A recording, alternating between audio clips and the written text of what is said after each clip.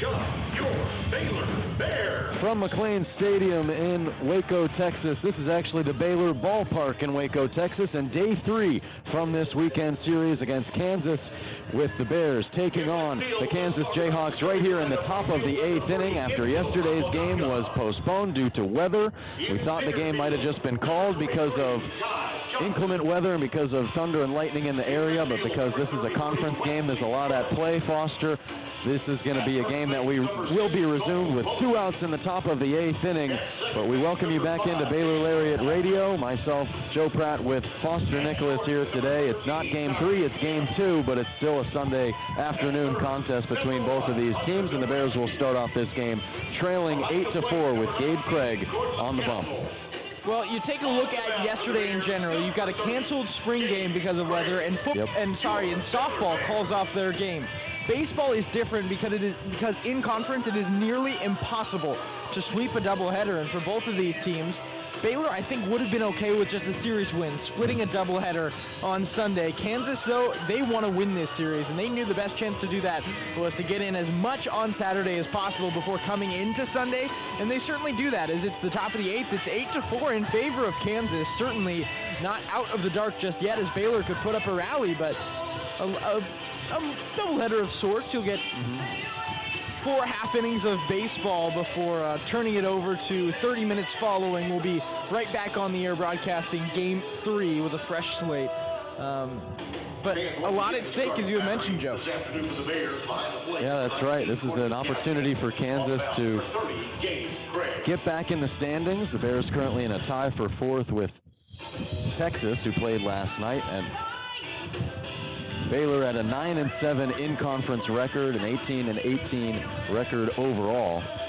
And so an opportunity to get back to above 500, but they're going to have work to do here as they're down by 4 in the top of the 8th. There's going to be 2 outs on the board. Baylor wearing those home Sunday green uniforms with the gold Baylor letters across the front of it, front number on the left side with white pants and a green stripe down either side with green belt and a green cap. Kansas wearing blue tops with white Kansas script letters extra across the front with gray pants and piping down either side of those pants as well. It's going to be Jake English stepping up to the plate. He is 1 for 3 in this game, hit a home run, a grand slam back in the 2nd inning yesterday, walked in the 4th and then struck out 2 times. The lineup is going to stay the exact same. Mike Kozuski led off this frame yesterday with a 4-3 putout, then a single by John Nett, who's standing on first, a fly out by Cody Shojanaga, and now with 2 outs, here's Gabe Craig, who comes set. First pitch to Jake English to start off the top of the 8th with 2 gone, low and away. On the off-speed pitch, 81 miles an hour, 1-0. Can't say enough about Grant Golem yesterday. With the first 2 pitchers coming in for Baylor, couldn't find the strike zone. He went 3 innings and allowed just the 1 hit to Nett yesterday in that top of the 8th inning. 1-0 pitch, Craig from the stretch. Here it comes. Another breaking ball in the dirt. 2 balls, no strikes. The infield and outfield is going to remain the same for the Bears. Cole Posey holds Nett on at first. Daniel Altman plays at second. Tyreek Kemp at short. Hunter Toplansky plays very close to the line at third for the right-handed swinging Jake English. Next pitch. Low and away, 3-0. So this is an issue that the relievers had yesterday, Foster, and even Colin McKinney at the start throwing strikes. Now, 3-0 is not how you want to start it, and of course you're looking for Gabe Craig to get out of this game 1 1/3 to get through it so that you don't have to exhaust the bullpen heading into Game 2. English awaits, backs up, it's too far inside. A 4-pitch walk to start off the resumed game that ended yesterday, and now there's going to be runners on first and second for Michael Brooks. Yeah, and I don't think the bat turns over too much day after day, so English still that home run threat that you're throwing towards, but really no need to go hesitant towards pitching to him. Giving him the free pass has put Baylor in a worse situation. Clear skies overhead, some scattered clouds. Gabe Craig with the runners on first and second throws low and away. 1-0. Now Cortland Castle, after 5 straight balls, is going to go out there and talk with Craig.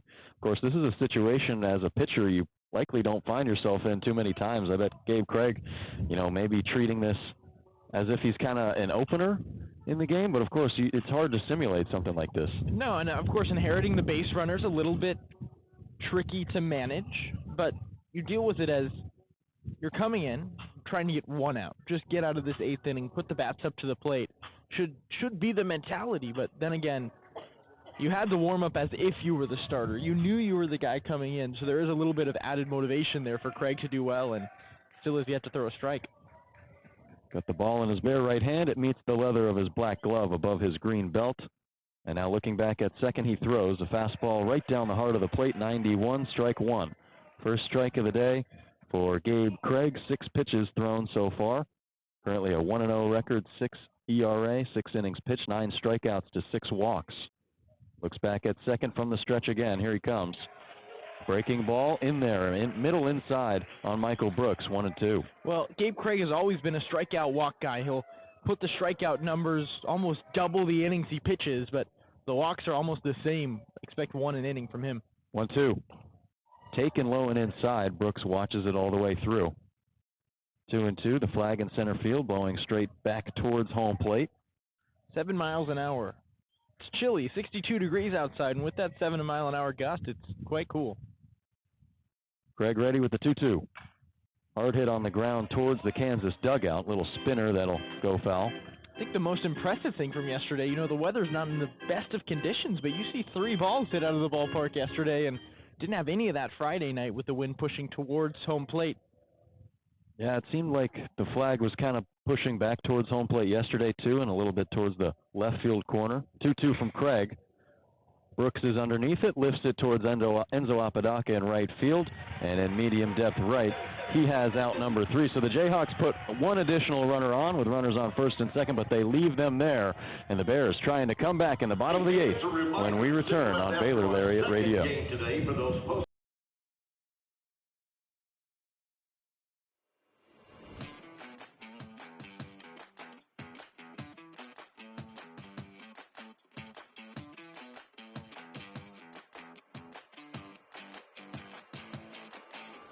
Hey Bears, are you always the last to know about what's happening at Baylor?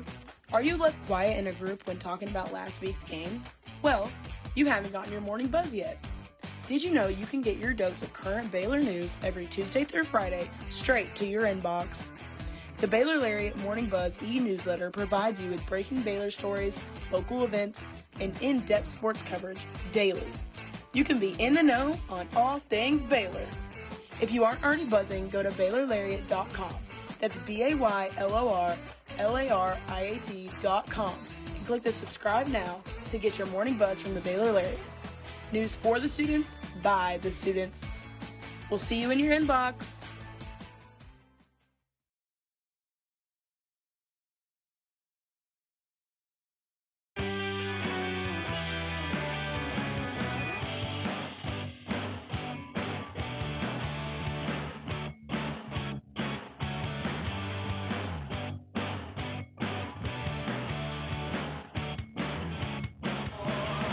Bottom of the 8th inning, Bears trail at 8-4 in the resumed game from Saturday. Inclement weather rolling in, postponing that game to 12:30 today, and here we are at the ballpark, 12:43 p.m. local time.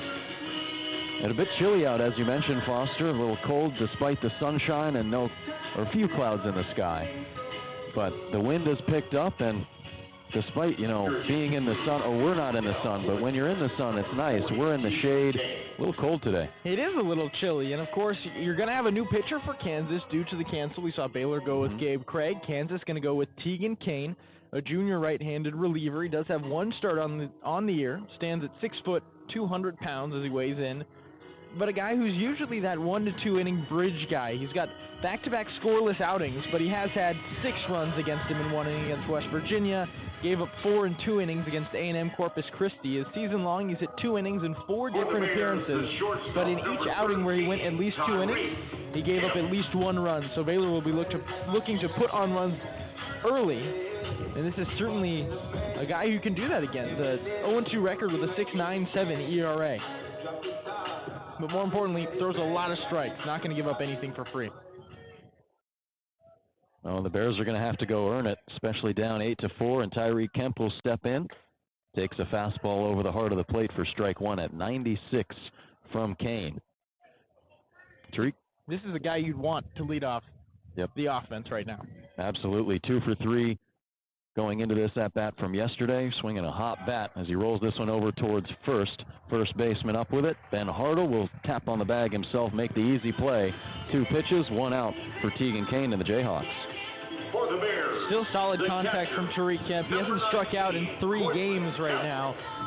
Just keeping that streak alive. He was hitting, in the past 3 games, he was hitting .667 at the plate. A guy who's just found his rhythm, and he's trying to continue to roll. Sure, we'll see more big things from him in Game 3.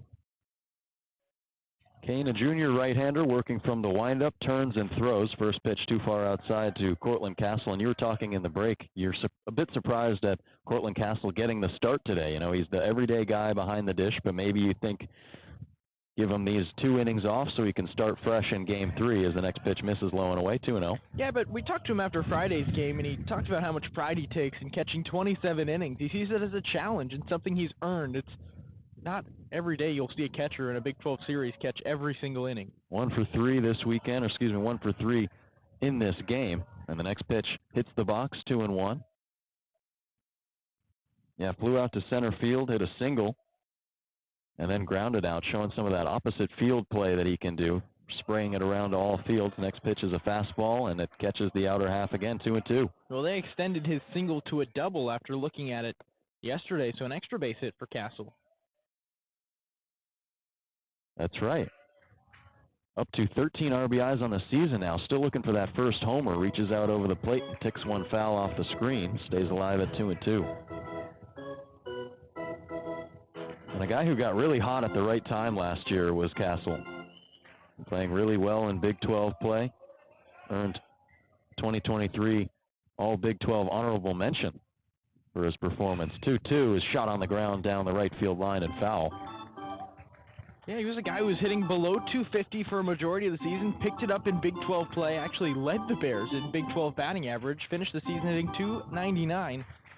Had some of those struggles at the beginning of this year, too, hitting around 220, 240, now up to 276. Yeah, the best batting average among Big 12 catchers. Next pitch, missed low and away. That's just in conference play, of course. And now he's working with a 3-2 count. Infield playing straight up along with the outfield. Flag in center field blowing towards third base. And now Kane ready with the 3-2. Turns and throws. Castle stays alive. Hits it back to the screen again. Mentioned some of Kane's antics out there, and 35 strikeouts to 10 walks. He doesn't give them up a whole lot, but these are the scenarios you look at. The 3-2 count, Cortland Castle is going to make him work. Something he's done all year with even Big 12 pitching, non-conference pitching, is working deep into counts. The payoff misses low and away, not even close. Castle is on his way to first with a walk. 6th walk of the year for Castle. Last year, of course, he had appeared in 40 games, had 9 walks. He doesn't walk or strike out a whole lot. He likes to put the ball in play, but again, as we're mentioning, the pitcher and batter, that's the perfect duel because neither of them is going to give up anything for free. You're forcing the other to fold, and Castle's able to do that to Kane. Here's Enzo Apodaca. Lineup card flips back over to the top. Apodaca, the leadoff man for the 3rd straight game. Struggled early on in this game, an uncharacteristic 0-for-3 start. And now the pitch. Halfway swing, he checks it about 60% of the way through, strike 1. Then later, roped a single into right field. On that one hopped the right fielder Ty Wisdom. Kansas fielding alignment is the same, of course, with the second baseman and third baseman switching, 0-1. Apodaca turns in too far inside, 1-1. Well, that one nearly got him. And when you look at Apodaca's stats, he's played 3 years, a couple at Gonzaga and 1 at Baylor. In all 3 of those seasons to this point, he's been hit by 10 pitches in each, so 10 HBPs in all 3 of his collegiate seasons. Awaits from the left side, righty on lefty matchup. Next pitch bounces off of home plate. It's 2-1. Shojanaga playing at third. There's a big hole in the left side of the infield. Middle infielders playing at double play depth. Shojanaga even with the bag at third, 10 feet off it. Hartle holds Castle on at first. He's got 3 stolen bases this year. 5-step lead over there from the stretch. Kane throws high and inside, 3-1. Yeah, and Apodaca coming off a really great weekend at BYU. Named the Big 12 Player of the Week on Monday. Reached in 12 of 18 plate appearances.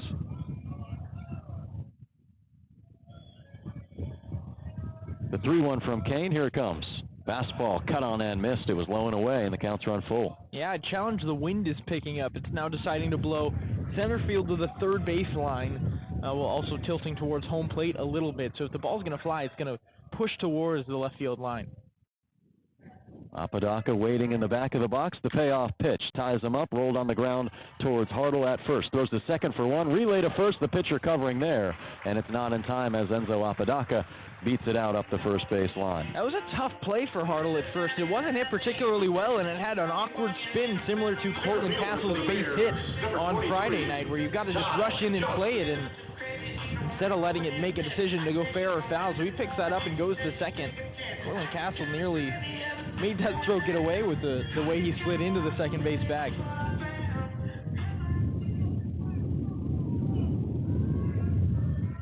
Ty Johnson will dig in. He's 0 for 2. Pair of walks during the game yesterday. Now digs in from the left side. Mostly lefties in the top of this Baylor lineup. Takes a breaking ball outside, 1-0. Shojanaga still plays at third with the lefty Ty Johnson up.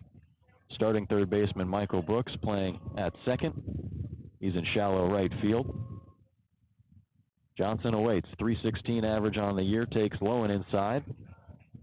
Count 1-1.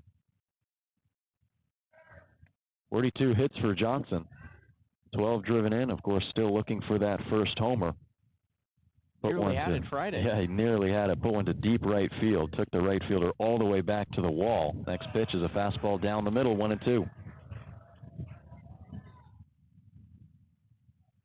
Yeah, that was one that took the right fielder, Chase Jans, all the way back to the wall towards that Toe King sign out in deep right by the 375-foot marker. Just a few feet away from his first homer as a Bear. 1-2. Johnson reaches out, tips it foul, rolls it to the backstop.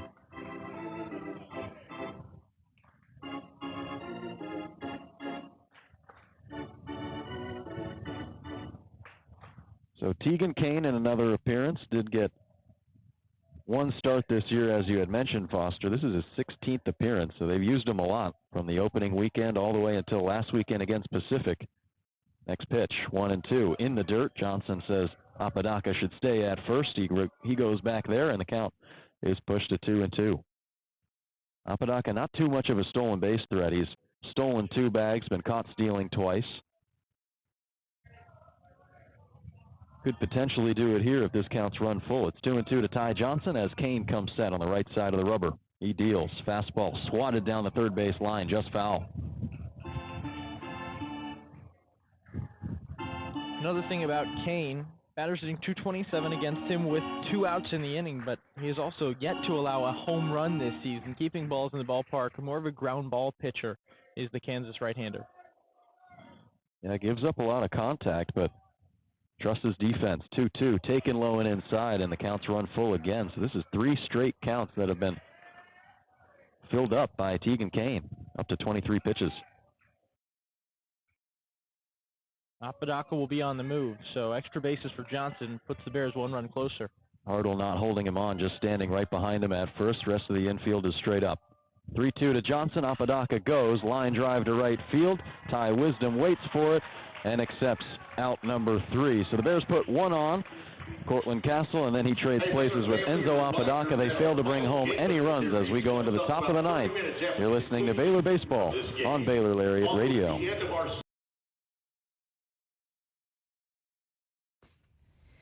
Hey there, Bears. Are you living your best life this year at Baylor? Well, we've got great news. The Baylor Roundup Yearbook has been right there with you, capturing those memories at every event. So don't forget to buy your 2022-23 Baylor Roundup Yearbook today and share your memories with friends and family for generations to come. But wait, did you already graduate? Don't worry, we've got you covered. We have yearbooks dating all the way back to 1896. So visit our website today at www.baylor.edu/roundup and order your copy. That's www.baylor.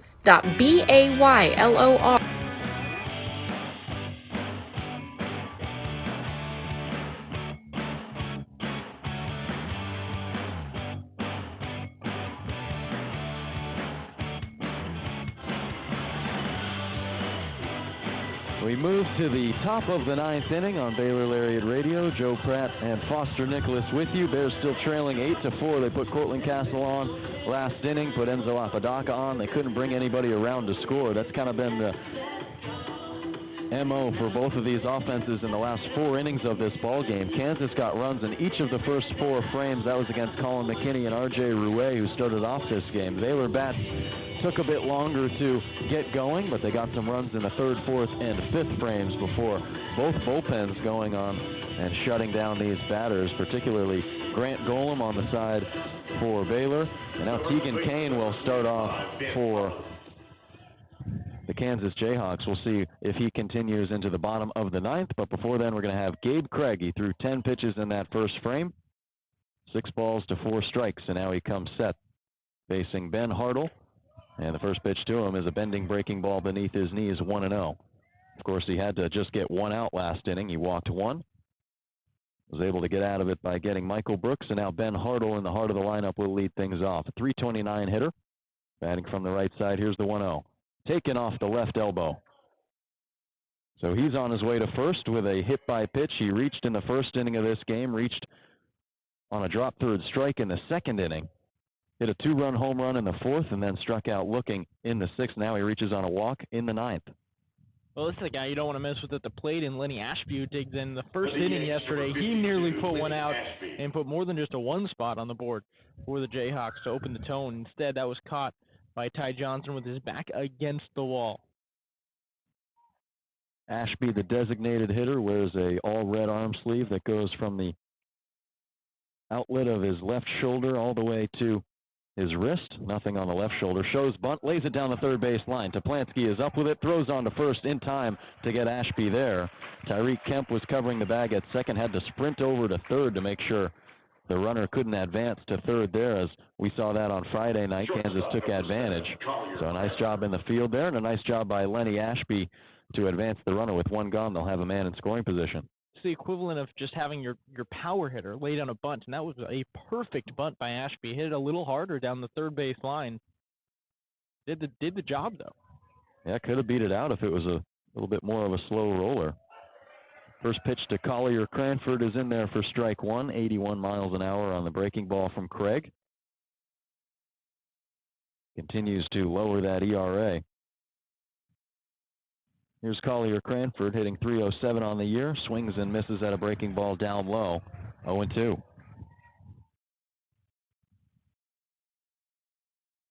Cranford, a guy who's played a lot of baseball these past few years. Played 74 games at LSU, 50 games last year at Kansas. Next pitch to him. Cuts and misses. Didn't want to swing at that one. It was down in the zone, but Gabe Craig gets him to chase. First strikeout of the afternoon for Gabe Craig, and there's 2 gone with a man on second. The left fielder, number 42, Chase Jans. Here comes Chase Jans. Came into the game as a defensive replacement later on. I think he entered today. Yeah, so they switch Ty Wisdom out for Chase Jans and then move him over to left field. Mike Kazuski playing in right field then. As the first pitch misses low and away, 1-0 from Craig. I saw him replace Ty Wisdom the other night, purely for a matchup to get that righty on lefty at the plate. Ty Wisdom, a really solid hitter in his first few games this season. Next pitch down beneath the knees of Jans, 2-0.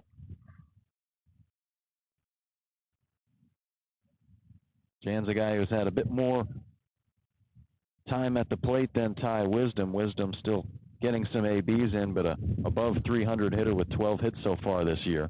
2-0 pitch, misses outside. 3-0 from Craig.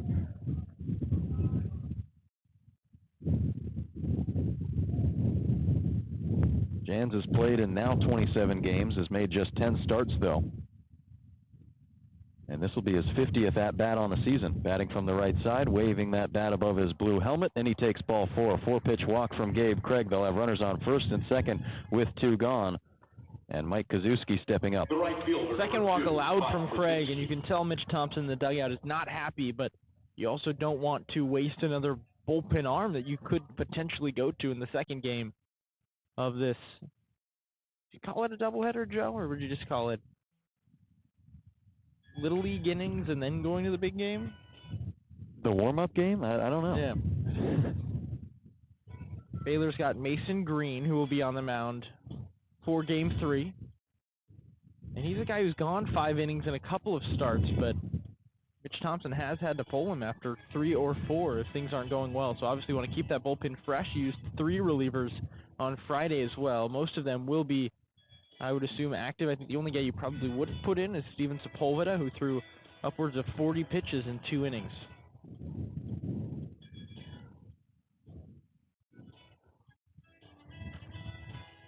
So the infield goes back to their places. Flag in center field, ripping towards third base, towards the left field corner. That's where all 3 home runs were yesterday. Craig comes set, looks back at second, breaking ball, inside, 1-0. That was Tariq Kemp who sliced one down the left field line. That got out for a homer. Jake English pulled one towards the soccer field for a grand slam, and Michael Brooks hooked one around the pole. 1-0 in there for strike 1. And that was one that was ruled a foul ball in real time by the third base umpire, and then the umpires kind of had a meeting in the infield. They decided it was a home run, and then they went into a review after that. I've not really seen that process taken too many times. 1-1 is upstairs, where they'll make the call, then they'll reverse it, and then Mitch Thompson comes out and he wants to get a review on it. I think you should just go to the review right away. Exactly. What was, from your vantage point, what did you see initially? Honestly, I think Jeffrey and I both thought it was a home run in real time. Next pitch is down low, 3-1. So nonetheless, I think they got the call right, but still, just to be a head coach in that situation, Mitch Thompson, you got to understand that frustration. Craig with runners on first and second, ready with the 3-1. Breaking ball bounced in there over the head of Cortland Castle. Runners will rush up to their next bases, and he's going to have to scurry back to get that ball to make sure they don't advance anymore. Man, I think Mitch Thompson's going to have to make a pitching change here. He doesn't want to, but he does have a right-handed reliever warming up, who now moves ever closer to the gate. And here indeed does come Mitch Thompson. He's seen enough. Of course, 3 walks, a hit by pitch. Not the outing you wanted from your reliever. And Thompson is now standing in between the grass, and the dugout was waiting for a new pitch comm. But the Bears will go to the bullpen. Looks like Andrew Petrowski, who's going to come in for the green and gold. Nope, Jared Matheson, potentially. Hey, he's kind of delaying. He's not sure if he's coming into the game or not. Looks like he is, though, making his way across the dirt of the infield. Mitch Thompson going out there to talk with Gabe Craig. He will exchange his pitch comm with him as the new pitcher comes in, and it will be Andrew Petrowski, as you mentioned. An interesting situation here. Petrowski's a guy who has worked multiple innings before. Obviously, the 30-minute break between games is a little bit awkward, but if Petrowski can throw 3 pitches to 1 batter and stay warm, you could use him as an opener of sorts in Game 2. Throw him for an inning before going to Mason Green, who you'd hope could get you to the 6th or 7th inning. Your attention, please. Now, not sure if Mitch Thompson is too classical of a head coach to do so, but it certainly is an opportunity. Yeah, I mean, if he's rolling, you might as well keep him going. And, I mean, if you think about, maybe that delay is a bit too much for him to, take time off and restart, I mean, you could just view it as if, your offense had a really long inning. So, I mean, I think we likely do see Mason Green. We definitely will see him in Game 3 at some point. I think that he likely sticks with him as the starter just because that's kind of the spot that he's settled into. But, I mean, I would like to see, if Petrowski is rolling here, all you need is 1 out. If he's able to get 3 pitches, as you mentioned, might as well. If not, though, he's definitely still would be available later today if you wanted to warm him back up again. But as Mitch Thompson said earlier this week, he said, I feel like we've got 7 or 8 guys in the bullpen right now that we can really trust. And I think Andrew Petrowski has been one of these guys. He's definitely one of those guys who was at the beginning of the season. And obviously you want to trust him right here to keep these runners where they're at. 2 outs in the top of the 9th inning. You're down 4. Got to keep it as close as you can if you're trying to mount a comeback for the Bears. And Petrowski, all he needs to do is get John Nett, which is not an easy task. A .371 hitter, 53 hits. That's a team lead in both of those categories. And so... yeah, you got the toughest out in the lineup, the leadoff hitter. And it doesn't get any easier. I mean, bases loaded. There's nowhere to go right now. You're facing John Nett, the senior center fielder, who's 3 for 4 in the ballgame with a walk. And a couple of runs, 3 runs scored actually, a run batted in. He's done just about everything, whether it be today or yesterday. Yeah, started off the game reaching in all 3 of his first plate appearances, and that was in innings 1, 2, and 3, a double, walk, and a single. Also singled in the 8th. From the right side, facing Andrew Petrowski, the pitch. Outside 1-0. Petrowski going to the breaking ball there on the first pitch to John Nett with the bases loaded. A cloud covers the infield as it floats by, and the flag in center field blowing straight towards home plate. 1-0. Petrowski dials in a fastball, 1-1. It's always a small sample size with the bases loaded. However, John Nett hitting .667 with each base occupied. .385 with 2 outs on top of it. Petrowski trying to halt the bleeding. Next pitch is in the dirt, bounces in the left-hand batter's box. Cortland Castle blocks it with his glove, keeps it in front. Counts 2-1, 89-mile-an-hour pitch that time from Petrowski. The infield is playing back. They're playing normal depth. Nobody's holding the runners on. The outfield playing straight up as well. 2-1 pitch from Petrowski. Fastball, half swing, right back to him towards first base. He runs and underhand flips it to Cole Posey to get the easy out there. So the Jayhawks will leave him stranded, leave him loaded in the top of the 9th inning. Bears stepping back up to the plate, down 4 on Baylor Lariat Radio.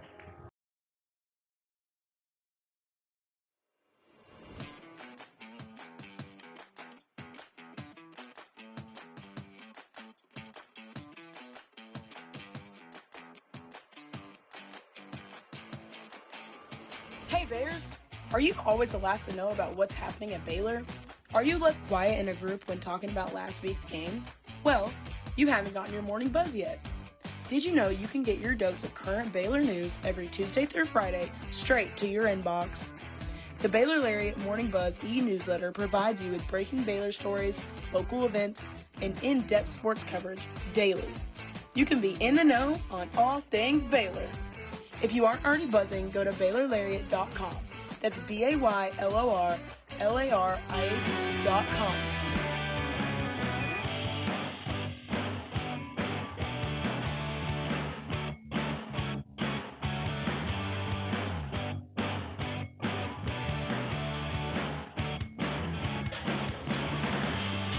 Bottom of the 9th inning, 3 outs to go for the Kansas Jayhawks before securing their 20th win of the season, and the Bears are going to try to prevent that as they're stepping up to the plate with the heart of the lineup coming up.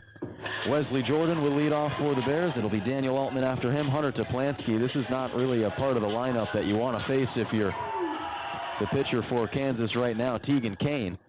As Wesley Jordan, the guy who's always been a difficult out, extended his 26-game on-base streak to 27 by reaching yesterday, and in this game, a single, a double, a pop-out, and a strikeout. He's 2 for 4.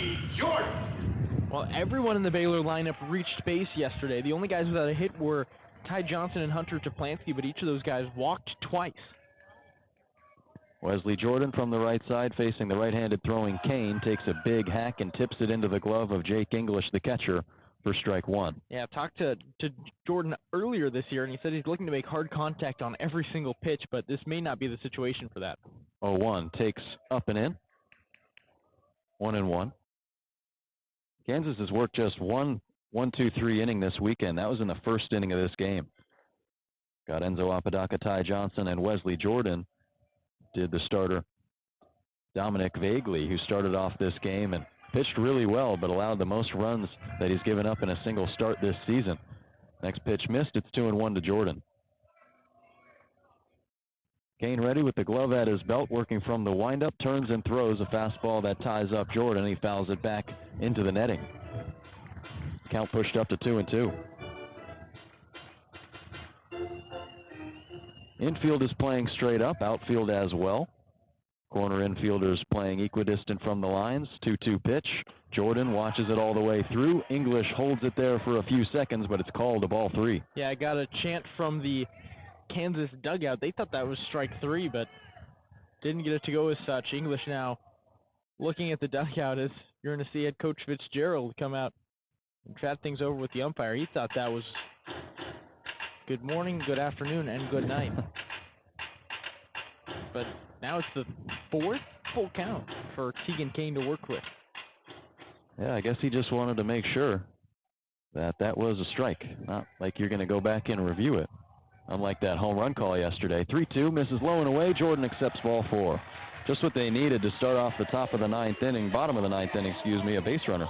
Yeah, at this point, one swing cannot undo anything. You want to get as many runners on base as you possibly can. An Altman single, it's a Plansky double, a Mazak home run. That puts you right back in it. But the similarity there is everyone needs to do something. So a walk is a great way to set the tone, and obviously we haven't seen Kane work too comfortably out of the stretch. Daniel Altman, 1 for 4.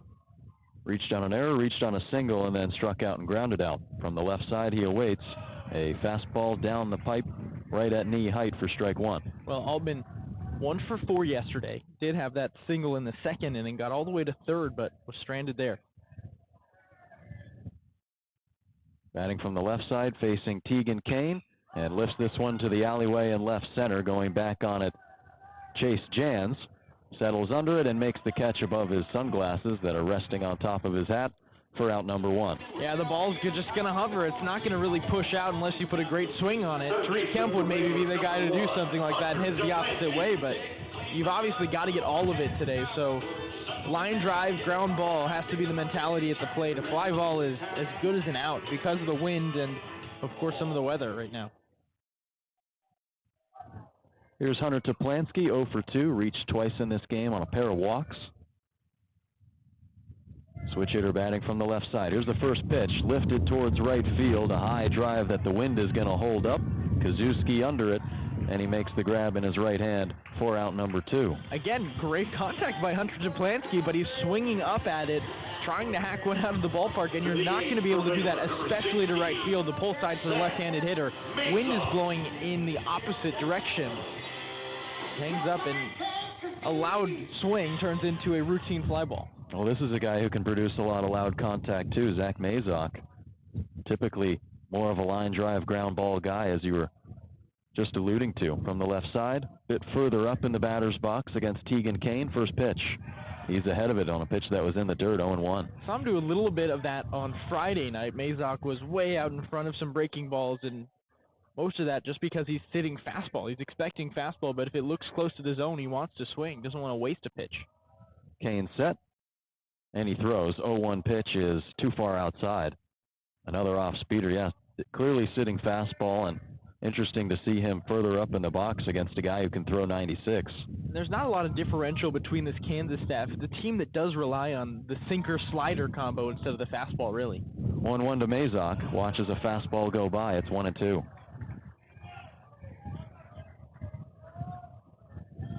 Yeah, this is a pitching staff that's really strong with the Friday night and Saturday night starters.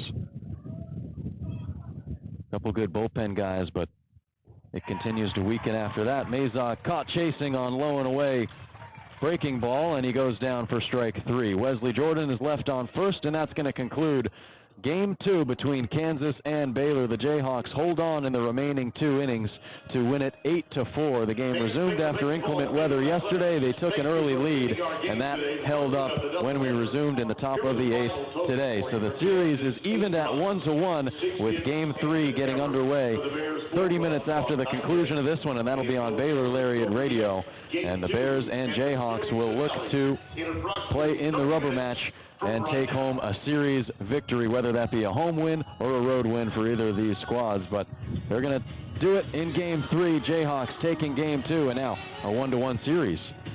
Yeah, grab your lunch right now.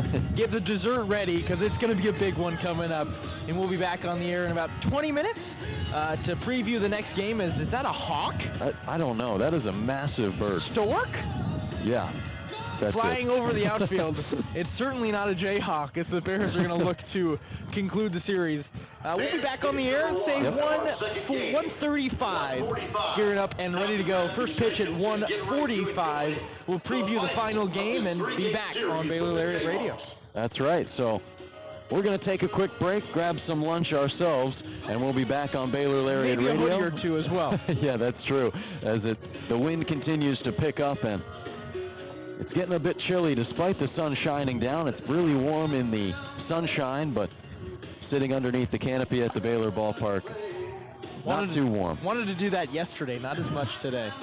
Yeah, wanted to get underneath the awning here at the ballpark to get out of the rain, but today definitely wanting to be in the sun. Clear skies and baseball coming up after this on Baylor Lariat Radio.